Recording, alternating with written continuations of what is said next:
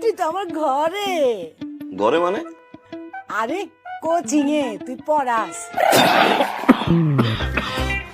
এই তোমার কে বলছে লক্ষ্মী মেয়ে? তোমার তো বেহায়া অসভ্য বান্দর একটা মেয়ে আছে। খবরদার, তুই এই মেয়েরে নিয়ে একটা বাজে কথা বলবি না, তাইলে কিন্তু আমি তোরে ঘর থেকে বাই করে দেবো। সমস্যা কি তোমার?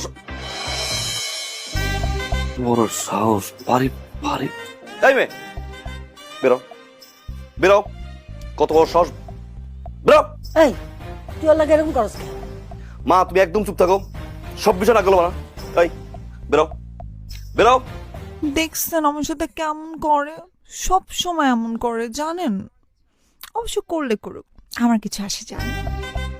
আমার সাথেই তো রাগ করবে, তাই না বলেন? মাশাআল্লাহ। মাশাআল্লাহ কি মাশাআল্লাহ? এই বেরো, নামো নামো। কালকে থেকে আমার কোচিংয়ে আসবে না, আমার সামনে আসবে না। ফাজিল মেয়ে, বেরো।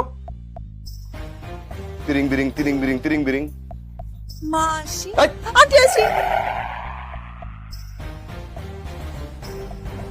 বাসায় আসছি দেখে কোচিং থেকে বের করে দিছেন না, এবার দেখেন কি করে। করো করো করো, যাও।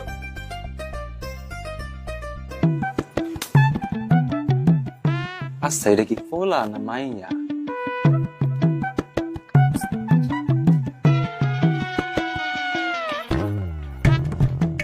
কিস্তি তুমি এখনো যাও নাই? তুমি বলছো এই কিস্তির জুতা পাড়া দিতে, কিস্তির জুতা পাড়া দিবে না?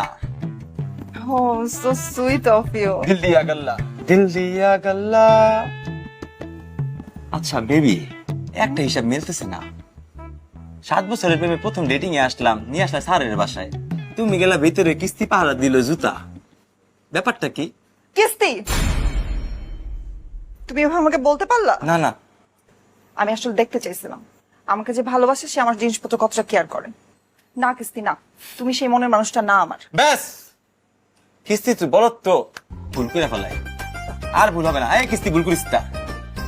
তারপরে তুমি কিস্তিটা ভালোবাসছো না, এই কিস্তি তোমাকে, তোমার জুতাকে, তোমার জুতার ময়লারে সব দেখা রাখবে। তুমি যাও, তুমি যেখানে আমি সেখানে। আমার কোচিং এ যদি আর কোন সময় গেছো আর কোচিং এর স্টুডেন্ট বাসা নিয়ে আসছো, তুমি বুঝবা। এই তোর ইনকাম খাই বলে তুই আমার এরকম জালি মারবি? এমন করতে পারতো? তুমি নাই বলে আমার লগে কি খারাপ ব্যবহার করতেছে। থামবা তুমি। থামছি।